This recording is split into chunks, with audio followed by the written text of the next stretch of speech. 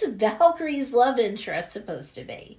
Things were promised for this canonically bisexual character in terms of a love story of her own in the movie Thor Love and Thunder. And, well, there were certainly opportunities teased in the form of Jane Foster, or really Jane Foster Thor. Even Lady Sif could have been a possibility, really. And you could have been forgiven for wondering if that's why they brought actress Jamie Alexander back into the MCU fold for this flick. But whether either of these potential storylines came into play or not, and what may or may not be done with Valkyrie moving forward now that the movie has dropped, and whether they did Valkyrie's love life dirty, well, we're gonna discuss all of that right now. Welcome back to the Mama Saga, where this Marvel-loving mama is a mother by day, but breaks down comic book sagas, movies, and shows like Thor, Love, and Thunder by night. Before we go any further, I'll issue a warning. Spoiler alert! There are spoilers in this video, so if you have not watched the movie Thor, Love, and Thunder yet, then you might want to exit this video and go catch up, and then come back. Watch the video, comment, I read all of my comments, and let's all weigh in on how we feel about everyone's favorite Asgardian elite warriors and what they've done or not done for her in the most recent installment in the Thor-based cinematic saga. So to begin with, Valkyrie was MCU's first LGBTQ plus character, that is. And that's great and all, but poor Valkyrie's love life being depicted or shown in the Marvel Cinematic Universe has turned out to be the functional equivalent of Rodney Dangerfield from the 1980s. It just don't get no respect, I tell ya.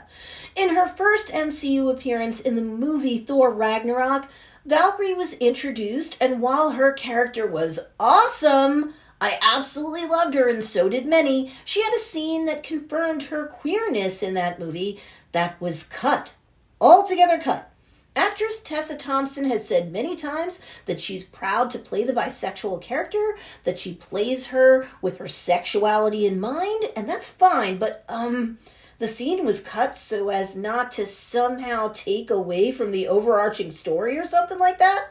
Okay, a brief scene where a woman is seen exiting Valkyrie's quarters on Sakaar, just kind of hinting at Valkyrie's sexuality. That would have detracted more from the storyline than a scene in Doctor Strange Multiverse of Madness where Pizza Papa was punching himself for comedic effect? Okay. So getting into Thor, Love, and Thunder, to be fair, we have to acknowledge that irons apparently were in the fire. So many rumors abounded, folks, hinting at Valkyrie finally getting her romantic character arc-based due. Valkyrie was going to be crushing on Jane Foster Thor, even though the feelings might not have been mutual in that sense, and we'd see the two be perfectly platonic buddies nevertheless, and it'd all be fine. But did that happen? Strike one! It did not.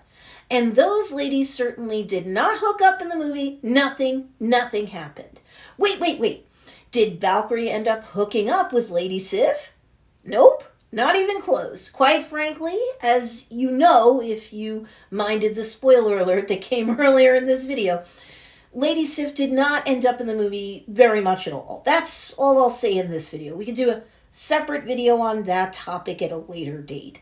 I definitely have thoughts about what happened to her, and for the record, actress Jamie Alexander had in the past offered up her acting chops as the Lady Sif character in order to fill the shoes of Valkyrie's queen in Thor Love and Thunder. So, I mean, this could have happened. It didn't have to fail to happen for the lack of willing actresses to fit the bill. But in the meantime, Valkyrie and Sif, strike two. Nothing!